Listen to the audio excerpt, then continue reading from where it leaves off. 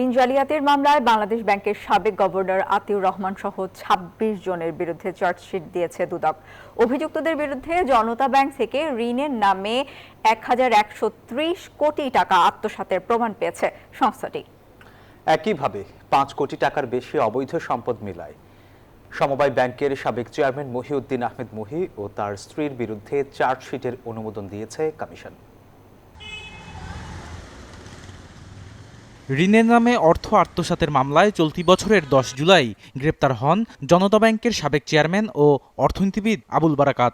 ২০০৯ সালে এনানটেক্স গ্রুপের ২২ প্রতিষ্ঠানকে ভুয়া কাগজপত্র দেখিয়ে ঋণ নিতে সহযোগিতার অভিযোগে মামলাটি করেছিল দুর্নীতি দমন কমিশন। ৩ মাসের তদন্ত শেষে এবার এই মামলার চার্জশিট দিতে যাচ্ছে দুদক। তদন্তে বেরিয়ে এসেছে ঋণের নামে নেওয়া হয় ৫৩১ কোটি ৪৩ লাখ টাকা, যা সুদ আসলে দাঁড়িয়েছে ১১৩০ কোটি ১৮ লাখ টাকায়। বান্ডেল থাকলে প্রতি সেনমানিতে টাকা বাঁচবে। বিকাশ সেনমানি বান্ডেল কিনে জিতুন প্রতি লেনদেনে। এই ঘটনায় সংশ্লিষ্টতার অভিযোগে আবুল বারাকাত ছাড়াও বাংলাদেশ ব্যাংকের সাবেক governor Atiur Rahman, deputy governor Abu Hena Mohammad Razi এবং এনানটেক্স গ্রুপের চেয়ারম্যান ইনুস বাদল সহ মোট ২৬ জনকে আসামি করেছে দুদক। প্রতারণা, জালিয়াতি এবং মিথ্যা রেকর্ড পত্র সৃজনপূর্বক ২৯৭ কোটি ৩৮ লক্ষ টাকারও বেশি অর্থ আত্মসাতের দায়ে ইতিপূর্বে মামলা রুজু করা হয়েছিল। উক্ত মামলার তদন্ত শেষে এজাহার নামী আসামি এবং তদন্ত আগত আসামিদের বিরুদ্ধে অপরাধ প্রমাণিত হয়।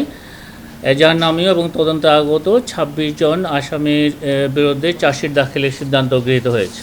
এদিন ৫ কোটি টাকার বেশি অবৈধ সম্পদ অর্জনের মামলায় সমবায় ব্যাংকের সাবেক চেয়ারম্যান মহিউদ্দিন আহমেদ মহি ও তার স্ত্রীর বিরুদ্ধে চার্জশিটের অনুমোদন দিয়েছে সংস্থাটি।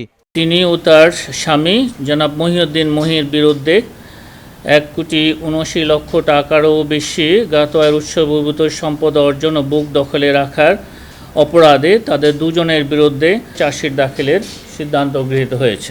এদিকে দুদকের আবেদনে আলোচিত ব্যবসায়ী এসালম গ্রুপের চেয়ারম্যান সাইফুল আলম ও তার স্বার্থ সংশ্লিষ্ট ব্যক্তির নামে থাকা ১০৫টি ব্যবসা প্রতিষ্ঠানের ৮,০০০ কোটি টাকারও বেশি মূল্যের শেয়ার অবরুদ্ধের আদেশ দিয়েছেন আদালত।